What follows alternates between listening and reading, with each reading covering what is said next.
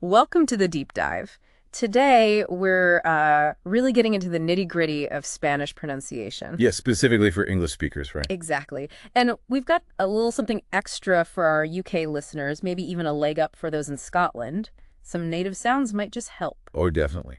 We've basically taken this really great guide for beginners and pulled out all the crucial bits. The idea is to get you sounding more natural, faster, without drowning in rules. Right. Cut through the noise and just get to what clicks. Exactly, those aha moments. Okay, let's jump in. First big thing. Spanish is phonetic. What does that actually mean for someone learning? Well, it basically means what you see is pretty much what you get. Words are generally pronounced exactly as they're spelled, much less guesswork than English. Fewer silent letters and weird vowel surprises. Precisely. The guide we use really hits this point about Spanish vowels having these pure, stable sounds. Pure and stable. I like that. So unlike English, where A can sound loads of different ways, in Spanish, the 5 vowels, A, E, I, O, U, they just have one sound each, like they stick to their guns. That's a great way to put it. Yeah, take A. It's always A, like the A in father. Always. Okay. So cama, C-A-M-A, meaning bed. It's just that both A's the same, nice and open, that consistency. It's a massive help for learners. Got it. And E, what's the deal there? E is a clean A sound. Yeah. Think bed, or maybe the start of egg. The example is peso sep, capped weight. So not like English pay where it slides into an E. Exactly. No slide, just E. It's that difference you feel in your tongue movement. Makes sense. And I, is that straightforward? Yeah, I is super easy. It's just like the E and C. So SNE, C-I-N-E, cinema is just S-E. Simple. Okay, now O. Yeah. I definitely do that thing where my English O kind of trails off into a W sound, like in go. Yeah, that's exactly the trick. The guide specifically warns about that. Spanish O is a pure O. Short, round, think razor. So rose, no trailing W. Keep it crisp. Got it. And you? U is like the oo in two, or blue. So two, T-U accent, meaning you. It's just, again, pure sound. None of that U thing we sometimes do in English. So the big takeaway for vowels. Consistency is key. No little shifts. No diphthongizing like crazy in English. Exactly. The guide quotes someone saying, freeze your tongue and lips. Huh. I like that visual. Yeah.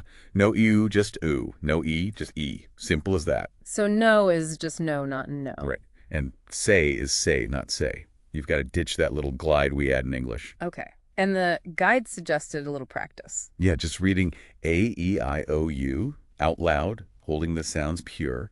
Then try simple words like papa, pepe, peppa, poo-poo, poo-poo. Really focus on keeping those vowels identical in both syllables. Seems basic, but I can see how that builds the right muscle memory. Okay, vowels sorted. What about consonants? You mentioned some key differences, especially for UK speakers. Yes, and this is where it gets quite interesting, particularly that potential Scottish advantage. Let's talk about R. Ah, the famous R. All right, so Spanish has 2 main R sounds. A single R between vowels is a quick tap, like a very light flick of the tongue. Like some Scottish accents say better. That soft T or D sound. Very similar, yeah. Just a quick tap on the roof of the mouth. But then, if their R is at the start of a word, or if you see R written... That's the rolled one, the trill R. That's the one, the famous rolled R. And this is where, yeah, Scottish listeners might find it easier. The guide literally says Scottish R could be almost fine in Spanish. That's brilliant news for some, but for those of us who can't roll our R's to save our lives, it seems impossible. Any tips? Yeah, the guide has some good ones. Try imitating a cat purring or a revving engine sound like burm. Okay. Purring. Revving. Another trick is to start by saying "tet" really fast. Yeah. Get that tongue fluttering. It can sometimes develop into a roll with practice. Fluttering. Okay. And listen to minimal pairs, like pronuncia on her dog, with the strong R trill, versus pronounce ho, but with the single pap. Hearing that difference is key. Pero versus pero. Got it. Okay, rolling R's needs practice. What's next on the tricky consonant list? Next up, yen. The N with the squiggle. The N. Right. Crucially, this isn't just a fancy N. It's a whole separate letter with its own sound. A palatal nasal. Palatal nasal. Nasal. Sounds technical, like Indian and Canyon. Exactly like Indian canyon or onion. Middle of the tongue presses against the roof of your mouth, air through the nose. Enya, meaning year, is the classic example. It's really not just an N. Espanol is ens. Español, not Español. Got it. Clear any sound. Okay. What about ul and way? They sometimes look like they do the same thing. They often do nowadays. Traditionally, il had its own sound, kind of like Ellie in million, but more blayish. Okay. But the guide explains that most modern Spanish speakers pronounce il and ya exactly the same, usually aswin, which is basically the Y sound in yes. This is called yeísmo. So for beginners, just treat them both as a Y sound. Pretty much, yeah. It's widely understood. Like lamar, to call, is just mr. Sounds like yamar. Now, the guide does mention regional variations, like in Argentina and Uruguay, where it can sound like S in measure or shop, but the Y sound is your best bet starting out. Good to know. Right. Now for J and G, these feel like they have rules. They do. The Spanish J and the G, when it comes for E or I, makes this guttural sound, the lock sound. Exactly. Like the chase in Scottish loch. The guide points out Scottish speakers often nail this one easily. Jamin, ham, is X-Men. And for those not familiar with locks, Think of clearing your throat gently. Or a strong, breathy H, but further back. Now, the key thing with G is it has two sounds. right. Before E or I, it's that X sound, like gente, people, sexen, p. But everywhere else, before A, O, U, or a consonant, it's a hard G, like in English go or gate. Think gatto, catto, tatto. Okay, so G is tricky. Soft like J before EI, hard like English G otherwise. And J is always that guttural sound. Got it.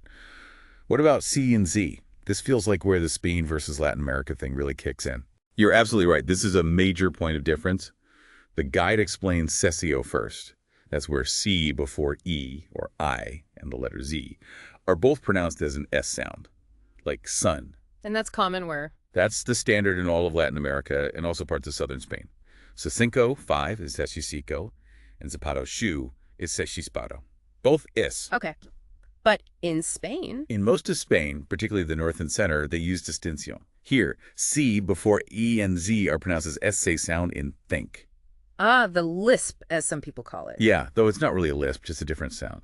So in Castilian Spanish, cinco is cinco, but the letters still sounds like S. The guide briefly mentions cessio too, where even S becomes in small areas, but that's rarer. So what should a beginner do? Pick one. Exactly. Pick either the S sound for both, cessio, or the S distinction and just be consistent. Most learners find the sound easier initially, probably. Consistency sounds key. Okay, B and V. Spelling nightmare, but pronunciation. Pronunciation is actually the easy part here. Forget the spelling difference when you speak. In Spanish, B and V represent the same sound. Yeah. B. No difference at all. Nope. Native speakers don't distinguish them by sound. The main thing is, don't use the English V sound where your teeth touch your lip. Okay, so what do I do? Think B. At the start of a word, or after menen, it's a fairly standard B, like BN. But between vowels, it often softens to B. Beta. What's that sound like? It's made with both lips getting close but not fully stopping the air. Kind of like a B without fully closing your lips, or a very soft, buzzy W, maybe? I think Saber Soletu to know. So lips only, no teeth. Sometimes harder, sometimes softer B. Exactly. The guide stresses vino, wine, and vino he came sound identical. Focus on the B-like sound. That's a relief. Okay, what about D? D is pretty standard D at the start of words, but like BV, it softens between vowels. It becomes the voiced th sound, like in this or mother. Ah, okay. So nada, nothing, is cesanera. Exactly. The guide notes this can sometimes sound almost like a soft R to learners, which is interesting. Again, maybe easier for some UK accents. And finally, T and P. Anything special there? Just one main thing, they're unaspirated. Meaning? No big puff of air like in English, say top in English. Feel the air burst on the T and P. Yeah. Spanish T and P don't really have that. They're softer, smoother. Tartasas. Cake sounds different from English. Tart, partly because of that lack of aspiration. Subtle, but makes a difference to the flow. Okay, quick recap of the tricky ones. Rolled R, the knee, the G soft Jake sound, the C's as options, unified B, softy A, and unaspirated TP. Wow, that's the main list, yeah. The guides suggest practicing by reading slowly, exaggerating, maybe making a list of your personal tricky words to drill with Forvo or something. Sounds like a plan. Okay, so we have the individual sounds. How do they combine? Diphthongs and things. Right. Diphthongs. That's when two vowel sounds blend into one syllable. Spanish has them, but the guide says they're gliding, but not new sounds. What does that mean? It means you smoothly slide from one pure Spanish vowel sound to another within the syllable, but you don't create a totally new sound, and the original vowel qualities don't change much, unlike English I, where the sound really morphs. Okay, so it's a quick, clean blend. Exactly. Take air, air. You hear the A, then glide quickly to the A. Both sounds are still recognizable. Got it. Any common ones? Loads. Usually involve a weak vowel, E or U, and a strong one, A, E, O. It's like A in A in ring hoy, O in hoing, or E in Julia, E in Decilia on the font, or in Quatuas, O in Buenzoagin, or in Antigua, and combinations like U in Shudad, or Shushia, and O in Buenawing. Wow, okay. Lots of combinations. And triphthongs, 3 vowels. Yeah, less common, but they exist. Usually weak plus strong plus weak vowel, like limpy eyes, you all clean, or Paraguay palm. Good to know about, but probably not a major focus for beginners. Okay. And what if vowels are next to each other but don't blend? That's a hiatus, hiato. Happens with 2 strong vowels together, A, or a stressed weak vowel, A or O, next to another vowel. They stay in separate syllables. Like Kuwaita? Exactly. Pothes 2. 2 syllables for the O, or paces, country. The accent on E breaks the syllable. Often, an accent mark signals this break. So compare cows, OS, versus cows, A. Perfect example. Cows is 2 syllables. Hiatus. Causa is 1 diphthong. Knowing where syllables break is important. Which brings us neatly to syllabification and stress. How do we know where to put the emphasis? Right. First, how to divide words into syllables. Generally, Spanish likes syllables ending in vowels. So gato. Okay. 2 consonants together. Usually split. Están. Even less those 2 consonants can start a word like PL, PR, BR. Then they stick together. Plato, sombría. Makes sense. 3 consonants, split after the first. Instrucción. And those special letter pairs, shid, or, plus ña, always stay together. Carro, leche, piña. Got the syllables. Now the stress. Where does the emphasis go? 2 simple default rules. Rule 1. If a word ends in a vowel, or N, or is, the stress is on the second to last syllable. Musa, esto y. H-A blon. Second to last for vowels endings. Okay. Rule 2. Rule 2. If a word ends in any other consonant, the stress is on the last syllable. Doctor, fee, les. But what about exceptions? Loads of words don't seem to follow that. That's where the written accent mark saves the day. If a word breaks those rules, it gets an accent mark on the stressed vowel. So the accent mark just tells you stress here. Exactly, like inglés. Yeah. Ends in es, so rule 1 says stress in, but we stress glaze, so it gets the accent. Inglés, or lápiz. Ends in ziz, rule 2 says stress p's, but we stress la, so lápiz. The accent mark overrides the rules. Yep. Wherever you see that mark, that's the stress syllable. Simple as that. So practicing breaking words into syllables and figuring out the stress seems really foundational. Absolutely. The guide suggests clapping syllables, writing words with spaces. It really helps internalize the rhythm for that syllable time flow we talked about. Okay, great. So building on that, let's dive deeper into those accent marks and other little symbols in Spanish writing. Right. We've touched on the acute accent for stress, but there's also the diaeresis and the tilde on the ni, plus some punctuation quirks. So back to the acute accent. We know it marks stress exceptions, but you mentioned it can change meaning too. Yes, that's its other key job. It distinguishes between words that are spelled the same but have different meanings or grammatical roles. Think sí, if, versus sí, yes. Oh, right, like el, the versus el. Exactly. Or te, you, object, versus te, Like y, como la quías, versus como, how. The pronunciation of the word itself is the same, but the accent tells you which word it is. So it doesn't change the vowel sound, just marks stress or R clarifies meaning. Precisely. And sometimes clarifying meaning involves clarifying stress too, like papa, potato pope, versus papa, dad. Or hablo, I speak, versus hablo, he spoke. The accent marks that stress shift. That's crucial. The guide suggested practicing pairs like tutu, sese, masmas. Yeah, really focusing on the stress difference or lack thereof and connecting it to the meaning. It drills in the importance of paying attention to those little marks. Definitely. Okay, what about the diaeresis? The 2 dots over the U. Looks like an umlaut? It does look like one, but in Spanish it's called a diaeresis. You only see it on a U that comes after a G and before an E or an I. So in gui or gi. And what does it do? Its only job is to tell you, pronounce this U. Normally, in gi and gi, the U is silent, just there to keep the G sound hard, like Katora gista.re. Ah, okay. But if you see regrinzo on excel.sa, Shame. Or pinguino, pishui data no penguin. Those dots mean the U is pronounced like a due. So gu is like gui, and gi is like kwe. So you say the U as a do. Got it. Only in Googie. Yep. Never in keiki because the U is always silent after Q. Fun facts from the guide. Yep. Pinguino is stressed on the gu syllable, but it still needs the diaeresis to show the U isn't silent. Little rules within rules. Okay. And the tilde on the new. We covered the sound, but the mark itself. That wavy line, the virgulita, is what makes nya a completely separate letter from n.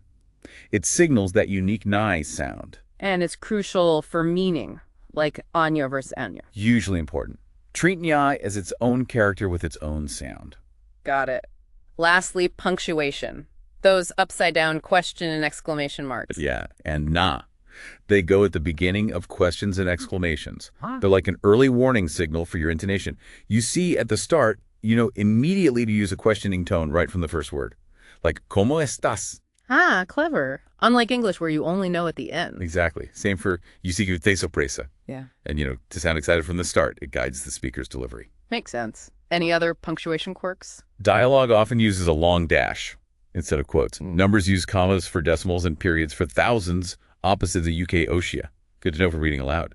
Sometimes you see angular quotes, not pronunciation, just awareness. And the overall intonation patterns. Rising questions, falling statements. Generally similar to English, yeah. Yeah. Yes and no questions tend to rise. Information questions often fall. Exclamations get emphasis. The inverted marks just give you that heads up earlier. So Spanish writing seems really geared towards helping pronunciation. Accents for stress, symbols for specific sounds, even punctuation for intonation. It's a pretty logical system once you get the hang of the rules. Really helps learners connect the written word to the spoken sound. Okay, foundations laid. Now for the fun part.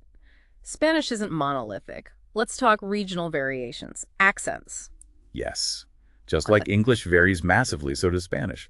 But the great thing is, they're all mutually intelligible.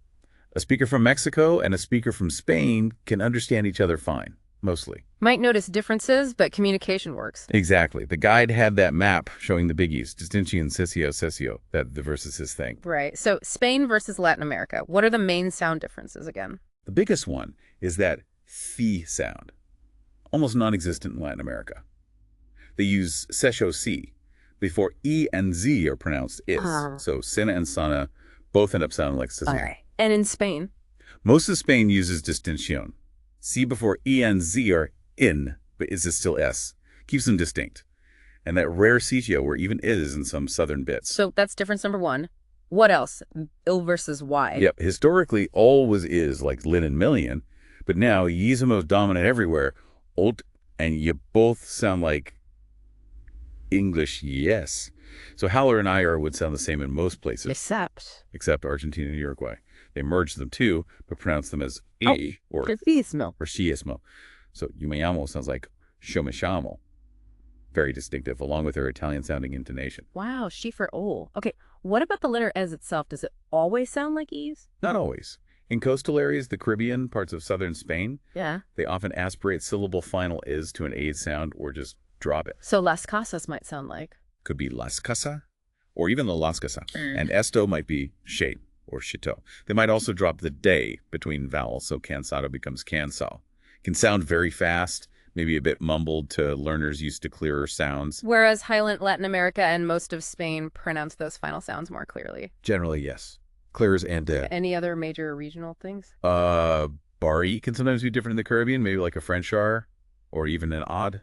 The JX sound is often stronger, more guttural in Spain, sometimes softer, like S's in Latin America. Jose Santos versus Hosasa. And yeah, intonation and rhythm vary a lot. Chilean can sound quite unique. Argentinian has that sing-song quality. The guide had quick notes on specific countries too, right? Mexico often clear uses sesio. Yep. Mexican often recommended for learners. Central Mexico keeps toll together sometimes. Andean Spanish, Colombia, Peru Highlands, also very clear. Bogota, especially known for precise pronunciation. Caribbean, we mentioned, drops S, sounds fast. Argentina, Uruguay, the sh sound in vaz. Castilian Spanish, the E sound, strong D. Uses vosotros. Maybe a sound for final D sometimes, like Madrid, Misahar, Chile. Bit harder for beginners, drop sounds, different rhythm. It's a huge variety, but the core sounds are the same, which leads to the big question. Which accent should I learn? The $1 million question. The guide says it really boils down to your reasons for learning. Connection to Spain. Go Castilian. Learn the A in vosotros. UK resources often lean this way. And if it's more Latin America, media, travel, U.S. proximity. Then a neutral Latin American accent is a good bet. Mexican or Colombian are often suggested clear, widely understood, lots of speakers and resources. But honestly, the guide stresses Spanish to Spanish. Don't overthink it. Pick one and be consistent, at least initially. Exactly. You might naturally lean one way based on apps or shows you watch, often Latam or textbooks. Maybe more Castilian in Europe. Both are fine. They're mutually intelligible. For UK learners, Castilian might feel closer geographically. Maybe, due to travel and some resources. But there's tons of LATAM content too. It's personal preference. The key advice is focus on the core pronunciation first. Vowels, key consonants, rhythm. You can add specific regional features later. So start neutral, maybe add Castilian features if needed, or vice versa. That's a common strategy. Any Spanish is good Spanish. Consistency early on helps, and listening to different accents is always good for comprehension anyway. Good advice. Don't get paralyzed by choice. Just start. Okay, now for the really practical bit. Common pronunciation hurdles specifically for us English speakers. Yes, knowing the potential pitfalls is half the battle, right? Yeah. And again, thinking about where UK or Scottish speakers might have an edge or a specific challenge. Let's tackle the big one again. That trilled R, the RRR, still scary. Is for many. Standard English just doesn't have that R sound. We have the tap in Spanish pero, which is like some Scottish D's in butter or better. So Scots might have the tap, maybe even the trill. Potentially, yeah. The guide quotes someone saying being Scottish does help. Just trill the R as Scots do. For others, it takes work. Remember the spot. Tongue tip on the ridge behind the top teeth. Alveolar ridge, same place as T and D. Right. Then push air, relax the tongue, let it vibrate. Rapid taps. Remember the purring cat, dark haired, maybe fast American butter flapping T's? Practice single tap caro versus trill R. Yes. Use those minimal pairs. Yeah. Per opero, caro. Exaggerate the R when practicing. And be patient. The tap is a perfectly fine starting point. It often just clicks eventually. Patience. Practice. Got it. Next hurdle. BV confusion. Yeah, we know they sound the same B, but the confusion comes from us trying to make them different like in English. Especially avoiding that hard English V. So how should we think about it? Just think B's. Sometimes harder B, start a word after nasal, like bank. Sometimes softer B, between vowels, lips closed but don't fully stop air, like a weak V or W made with lips. Lavar, lesiverar. Forget the spelling when speaking. Focus on the B-ish sound. Exactly. The guide mentions natives asking "Combi grande o you ve" with big B or V when spelling. It proves they sound the same. Practice pairs that should sound identical. Ebaiva, tuvo. Alternate ba, va, without changing your mouth. Okay, relax V. Got it. What about the J sound and G before EI? The Dake sound, not English G. It's that breathy, throaty sound like Scots Loch or German Bach. Why is it tricky? Our Swedes aren't used to that friction. We might underdo it, Yeah. which happens in some dialects but isn't the goal. Or worse, use English D. Or Joya exo. Joy is not Joya. Tips for getting the hex. Try the coughing method. Feel that throat clearing spot. Think breathy, strong exhale with friction way back. Maybe grate it. Ha ha. And yeah, use Scottish words if you know them. Loch Lomond. Och. Scots have an advantage here too, maybe. Often, yes. They might have sounds closer to X already. Practice words. Jose Jomon. General. Butano. Compare gatoshi.to, hard G, with Jeanette Jackson.to, soft G, J sound. Avoid disalapeno. It's salapena. Right, throat friction. Next, avoiding English vowel habits. That diphthongizing thing. Yes. Big one. English no is dandan. Say is say. We add glides. Spanish vowels are P-U-R-E, no, mesa samacella. Stable. Staccato. Freeze your mouth shape. Train ourselves out of the glide. Exactly. Spanish I isn't I. Ola O is like paw, not pole. Lele isn't lay. Luis is 2 syllables, not English Louis with a schwa. How to practice. Say English so, isolate the O, mimic Italian mamma mia. Vowels. Record yourself, you'll hear the glides if they're there. Okay, pure vowels. Final challenge. Spanish rhythm. Right? The syllable-timed machine gun. Yeah. Spanish gives roughly equal time to each syllable. La capital española. Even beats. Unlike English, which is stress-timed, we stretch important words, squash others. Right. We use vowel reduction, schwa. Spanish doesn't really do that. Every syllable gets its value. So English speakers can sound choppy or bouncy if they apply English rhythm. What's the fix? Even it out. Give every syllable its due. No schwa. Clap it out.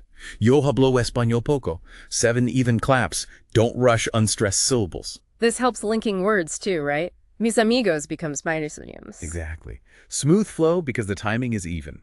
Intonation follows similar basic patterns to English, rising, falling question statements, but maybe flat across the phrase because there's less reduction. And remember, give early clues. And the Scottish note again, more syllable timed. Some Scottish accents are, yeah. Fuller vowels and unstressed syllables like horror might be another advantage. Practice with tongue twisters, fast songs. Start slow, speed up, keep the beat even. Think machine gun flow. Right, lots of challenges, but also lots of concrete things to work on. Okay, we know the problems. How do we actually practice effectively? Good question. Improving adult pronunciation is possible. It takes focused work on both hearing the sounds right, perception, and making them right, production. So, listening first. The guide stresses listen, imitate, shadow. Absolutely fundamental. Actively listen to native speakers, podcasts, TV, whatever. Focus on the sounds, the rhythm, the melody. Don't just let it wash over you. And then imitate. Yeah. Pause the audio, repeat what you heard.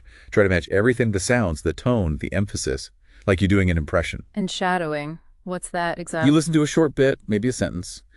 Play it, pause, repeat it immediately. Then try speaking at the same time as the recording, overlaying your voice. Ah, okay, like speaking along with them. Or course reading, speaking simultaneously with a tutor, or recording. Helps reduce self-consciousness. Get your mouth moving at native speed. News in slow Spanish is great for this. Record yourself doing it. Why does this work so well? Trains muscle memory, tunes your ear. You start noticing where it feels awkward or sounds different. Closes the gap over time. Makes sense. What about drilling those really specific problem sounds? Minimal pairs again. Definitely. If RR or J or the soft bead sounds are tripping you up, targeted practice with minimal pairs sharpens both your ear and your tongue. Pero, katakara, jamonham. Use recordings from Forvo or a teacher. Yes. Listen, repeat, test yourself. Yeah. Can you reliably hear and say the difference? It builds phonemic awareness. And remember, perception often comes first.